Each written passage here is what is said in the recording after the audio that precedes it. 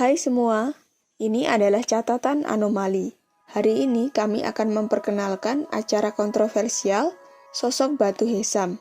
Dalam mitologi Keltik, ada tempat yang disebut sebagai dunia lain. Ini merupakan alam para dewa, juga merupakan tempat para jiwa berada sebelum melakukan reinkarnasi. Dunia lain itu ibarat surga, juga neraka. Dewa dan peri tinggal di sana, juga penuh dengan monster dan iblis yang menakutkan. Dunia lain yang legendaris itu jauh dari dunia nyata, jauh dan memiliki rintangan yang berat. Tapi beberapa orang percaya ada beberapa tertentu yang bisa menghubungkan dunia nyata dengan dunia sana untuk membuat umat manusia mencapai tanah murni dunia lain. Tapi sementara itu, monster di dalamnya juga akan melakukan perjalanan ke seluruh dunia sebagai gantinya. Pada tahun 1971, di kota kecil Hexham di timur laut Inggris, rumah Robson di 3 Red Street, hal-hal kecil mulai terjadi. 2 anak laki-laki dari keluarga itu sedang berkebun. Muncul 2 batu seukuran biji kenari dari sebuah lubang. Kakak beradik itu menyeka debunya, dan mereka menyadari itu tampak seperti batu berbentuk kepala, namun lebih berat dari batu-batu biasa. Batu itu juga ditutupi dengan banyak partikel kuarsa, memancarkan kilau yang samar, membuat orang kesulitan memandangnya. Salah satu berbentuk mirip kepala pria, dengan sudut-sudut yang khas, dan yang lainnya terlihat seperti perempuan, dengan tonjolan tinggi pada pangkal hidung, mirip hidung penyihir pada abad pertengahan. Kedua anak itu belum pernah melihat hal seperti ini. Mereka dengan senang hati membawa batu itu ke dalam rumah, diletakkan di rak buku yang ada di ruang tamu. Keesokan harinya, di pagi hari, kakak beradik itu menemukan bahwa batu itu berubah arah. Wajah mereka seharusnya menghadap ke arah pintu, namun kini berbalik dan menghadap ke arah taman. Awalnya, kedua anak itu berpikir bahwa ini adalah lelucon saja dari salah satu di antara mereka. Namun, dengan segera mereka menemukan, tidak peduli bagaimanapun kalian merubah posisinya, pada malam hari, batu itu akan kembali diam-diam menghadap ke arah di mana mereka ditemukan. Hal-hal aneh mulai terjadi. Barang-barang yang terbuat dari kaca yang ada di dalam rumah mulai hancur tanpa alasan.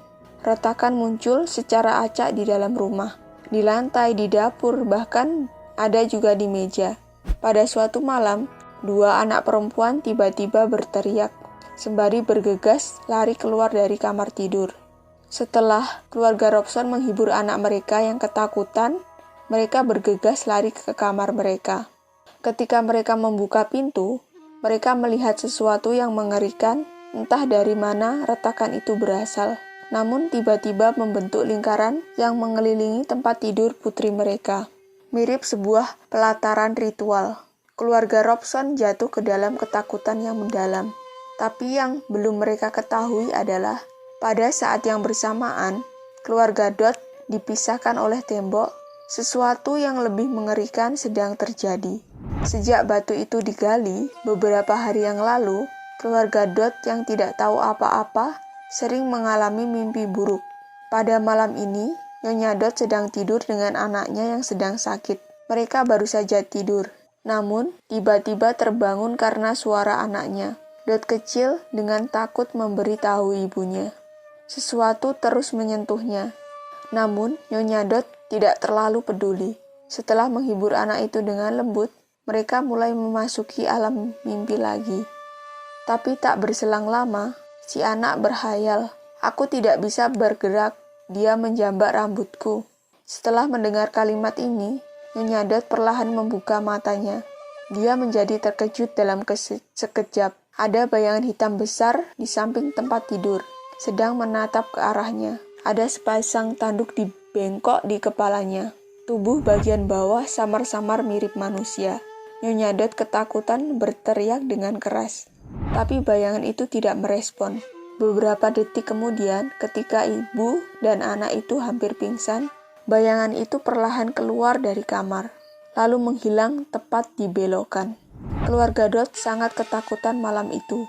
Mereka memutuskan untuk pindah beberapa hari kemudian. Sementara di rumah keluarga Robson juga mulai menyadari keseriusan insiden itu, mereka secara bertahap menemukan semua kejadian aneh ini dimulai sejak ada batu itu. Batu itu pasti sudah menarik hal-hal yang mengerikan. Batu-batu itu segera dikirimkan ke biara setempat. Semua kejadian mengerikan itu kini berubah menjadi tenang. Batu itu akhirnya dibawa ke Museum Newcastle dan menarik minat banyak cendekiawan untuk melakukan penelitian. Dua batu yang tampak sederhana ini ternyata tidak sesederhana yang dibayangkan. Para peneliti mulai berselisih pendapat.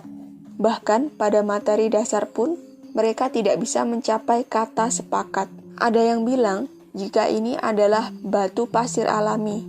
Ada juga yang berkata jika bahan-bahan penyusun ini adalah buatan manusia. Tepat ketika para peneliti sedang berdebat, tokoh utama yang sebenarnya dari kasus ini muncul. Seorang sejarawan bernama Annie Rose resmi muncul. Bidang penelitiannya berspesialisasi dalam budaya rakyat Celtic. Pada saat yang sama, sejumlah figur batu serupa juga dikumpulkan. Annie percaya kedua batu ini sama dengan koleksi batu miliknya. Apakah batu ini adalah produk dari hasil pemujaan bangsa Celtic kuno? Dia tidak peduli dengan isu yang beredar. Setelah berhasil mendapatkan persetujuan dari pihak museum, dia segera membawa batu itu pulang. Pengamatan Annie, kedua sosok batu itu memiliki karakteristik gender yang jelas. Ada bagian desain dengan gaya rambut berupa garis-garis, sudut-sudut tajam yang membentuk kepala manusia, yang seharusnya bisa membentuk tubuh yang proporsional yang duduk di atas sebuah alas. Sosok batu yang berjenis kelamin pria ini juga memiliki karakteristik Celtic kuno yang khas. Penilaian Annie, mereka kemungkinan besar adalah perlengkapan ritual Celtic, memiliki sejarah dan usia kira-kira 1800 tahun. Tepat ketika penelitiannya berjalan dengan tertib, di suatu pagi, hal-hal aneh mulai terjadi. Suatu hari, Annie sedang tidur di kamar, tapi tiba-tiba terbangun oleh rasa dingin yang tidak bisa dijelaskan. Dia merasa ada sesuatu yang salah.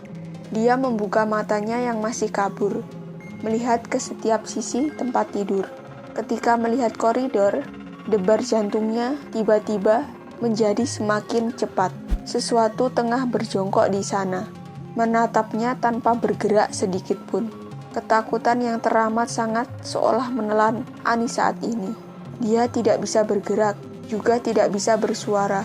Tubuh bagian bawah bayangan hitam ini berbeda dari orang biasa, tetapi tubuh bagian atas adalah kepala serigala yang besar. Monster itu berputar perlahan, lalu berjalan keluar pintu. Ketika dia menghilang dari penglihatan, Annie akhirnya bisa bergerak, namun dia tidak bisa mengendalikan tubuhnya sama sekali. Dia langsung keluar dari kamar, berjalan melalui koridor, menuruni tangga, namun dia tidak melihat apa-apa. Pengalaman ini tentu sangat menakutkan bagi Annie Rose. Dia dengan cepat menemui Dot dan keluarga Robson untuk mengkonfirmasi tentang kejadian-kejadian aneh sebelumnya. Semua hal aneh yang terkait dengan dua batu itu, Annie buru-buru mengembalikan batu itu ke museum. Juga koleksi semua batu Celtic. Semuanya diberikan. Pada tahun 1972, beberapa keraguan muncul pada diri Annie Rose. Akhirnya dia memutuskan untuk mempublikasikan kasus ini dan memperbaiki pandangannya soal batu itu. Dia pikir dua batu ini adalah batu pengorbanan bangsa Celtic yang ditemukan terpendam di tanah. Mungkin ada sisa-sisa lainnya di sana. Namun sebenarnya batu itu sudah dikutuk. Ada sesuatu yang bisa menarik sesuatu dari dunia lain. Pendapat aneh Annie ini segera menimbulkan banyak kontroversi. Tepat ketika orang-orang mendiskusikannya dengan panik tentang itu, seseorang dari kalangan masyarakat biasa bernama Desmond Craig secara provokatif menemui media. Dia mengklaim bahwa kedua batu ini sama sekali bukan peninggalan budaya. Tapi 16 tahun yang lalu, ketika dia tinggal di Jalan Red, terbuat dari batu dan plester, mainan putrinya, dia melihat begitu banyak arkeolog dan cendekiawan berdiskusi. Rasa-rasanya ini terlalu konyol, jadi dia memutuskan untuk maju dan memberikan klarifikasi. Begitu pernyataan ini muncul, dengan segera membuat Anirus dan sekelompok cendekiawan mendapatkan kritikan tajam. Insiden sosok batu juga mulai berkembang ke arah lelucon. Andi yang bersikeras pada sudut pandangannya, dalam keputusasaan, Craig diminta untuk mereproduksi mainan itu sebagai sebuah bukti. Craig segera menyetujui permintaan ini. Dia membuat beberapa item serupa, tetapi ketika dia menempatkan hal-hal baik di depan publik, orang-orang menjadi sangat terkejut ketika melihat barangnya tidak mirip dengan batu yang asli. Meskipun versi aslinya sederhana dalam pengerjaan, tapi garis dan karakteristiknya berbeda, dan Craig membuat lebih dari selusin imitasi terus-menerus. Buatannya terlihat sangat kasar, seperti sebuah batu yang dibentuk secara acak, mungkin karena sudah 16 tahun. Jadi dia melupakan bagaimana cara memproduksi barang itu, atau mungkin mesin-mesinnya tidak memiliki obsesi untuk pembuktian. Bagaimanapun juga, masih banyak orang yang meragukannya. Tapi, pada saat yang bersamaan, ada banyak orang juga yang tidak percaya dengan kejadian itu. Setelah ini, orang-orang secara bertahap melupakan cerita ini. Namun, masih ada banyak cendekiawan yang masih belum menyerah. Mereka terobsesi. Mereka masih terus memperhatikan batu itu dan berusaha mengungkapkan misteri di baliknya. Pada tahun 1977, sosok batu dari Universitas Southampton diserahkan ke ahli kimia Don Robin. Setelah belajar selama setahun penuh, dia mengklaim batu itu terbuat dari kristal kuarsa, memiliki fungsi memori dan rilis tertentu. Karena struktur mineral semacam ini, itu sendiri dapat dilihat sebagai jaringan energi berfluktuasi, memiliki kemampuan untuk membuat gambar dinamis, dikodekan secara elektronik di dalam batu, kemudian dalam keadaan tertentu bisa memainkan konten yang disimpan. Tapi tidak lama setelah pendapatnya diterbitkan, dua batu yang masih diteliti itu menghilang di antara penelitian para cendekiawan. Sejak saat itu, batu itu hanya menjadi kenangan sana. Baiklah, cukup sampai di sini informasi untuk hari ini. Jika kalian menyukai konten ini, silahkan berlangganan. Apa pendapat kalian tentang masalah ini?